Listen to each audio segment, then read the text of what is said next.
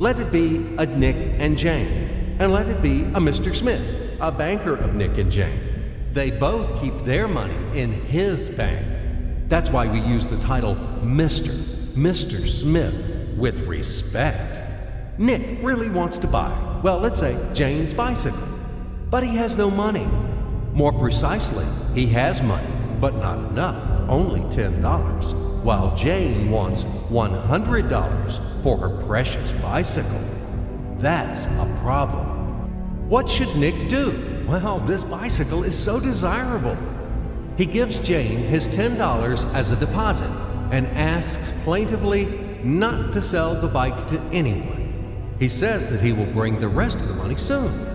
At the same time, he runs to his bank, to the respected Mr. Smith, to get a loan for the missing $90. As ill luck, Mr. Smith has no money at this moment, but he knows perfectly about $10, which Nick gave to Jane. And where will Jane bring his money to? That's right.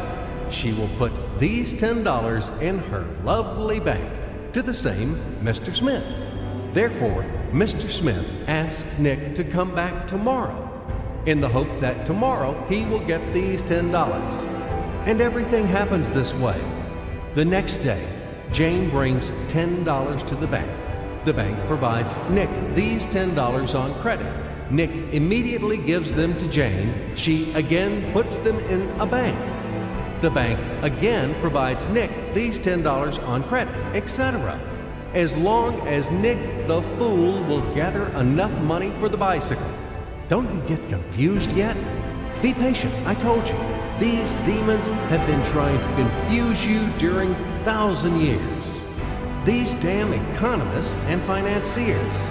But anyway, we will figure everything out. So what do we have in the end? Nick finally got the bike from Jane. Wow! But at the same time, Nick owes $90 to the bank, Mr. Smith. And the bank, in its turn, owes $100 to Jane. In other words, those $10, which existed initially, have magically turned into $200, $190 of debts plus real $10. But these $10 would also turn into $1,000, even in $1 million or $1 billion, if Nick would make a more expensive purchase. In this case, our $10 would make the increasing number of its cycles, circuits from hands to hands. That's it. So, what happens in today's world? SOS! It appears that banks also make money out of thin air and multiply them. Not only Fed can produce money, but banks either. In short, everybody can do this, except you and me. We are not in the business at this celebration of life. I would like to print or draw some money as well. In fact, these banks multiply money without any control.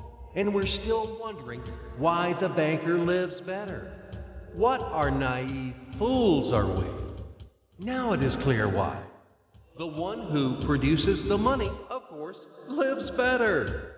But this is not enough.